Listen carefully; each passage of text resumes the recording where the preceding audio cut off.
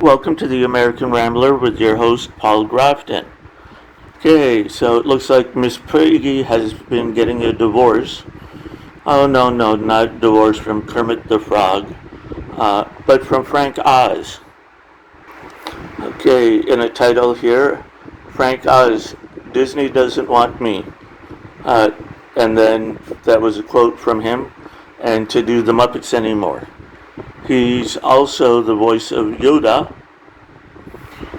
Okay, so here's what's saying. I'd love to do the Muppets again, but Disney doesn't want me. Frank Oz told The Guardian in an interview published today. That's right, the man who brought to life Cookie Monster, Grover, Fozzie Bear, Bert, and Yoda says he's not welcome in the Disney Muppetverse. Okay, what about the other tentpole of the beloved Jim Henson created circus?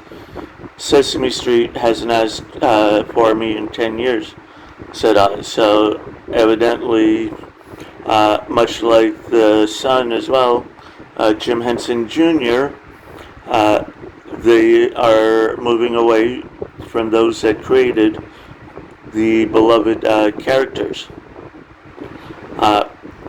Frank Oz is saying, they don't want me because I won't follow orders and I won't do the kind of Muppets they believe in. He continued, just how does Oz describe the new version of the Muppets? Saying the soul's not there, he said. The soul is what makes things grow and be funny. Yeah, I can certainly understand that. I watched about 3 episodes of the new Muppet Show, and it wasn't funny. There was nothing there that made it funny. You know, the humor was self-depreciating. It was enjoyable. After years of wrangling, Disney bought Jim Henson's beloved characters in 2004, which is a shame because he needed that to pay his health care and medical bills. Oz sees a demarcation line between Jim Henson Muppets and the Disney Muppets. There's an inability for corporate America to understand the value of something they bought. They never understood. With us, it's not just about the puppets. It's about the performers who love each other and have worked together for many years. Yeah, I find this quite interesting, how corporate America tries to plug and play and not put in the souls, while the masses claim, oh, corporate America is bad, but yet they endorse corporate America. This does not make sense to me of what Disney does. Okay, I do not believe Disney is reflecting the values of Walt Disney anymore. The center of that universe, Henson died in 1990 of streptococcal toxic shock syndrome as he was negotiating a deal with the then Disney CEO Michael Eisner. Oz sees a connection. Oh yes, definitely. Stress of dealing with Disney, definitely. The Disney deal is probably what killed Jim.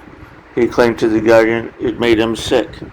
Yeah, I wasn't a big fan of Disney because Walt Disney would sell his rights to characters to anybody that gave him money. They never bothered to look in to whether or not the company produced quality.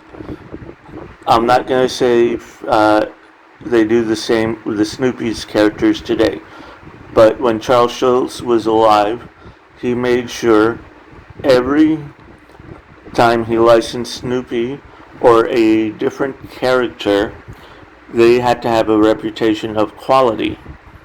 Because he said it was nothing more disappointing for a child to bring home a toy that would break within the first week. Eisner was trying to get Sesame Street 2, which Jim wouldn't allow, but Jim was not a dealer, he was an artist, and it was destroying him. It really was, says Oz. Disney never got the Sesame Street characters But Oz laments, he's not able to work with them either. I miss them and I love them, he said.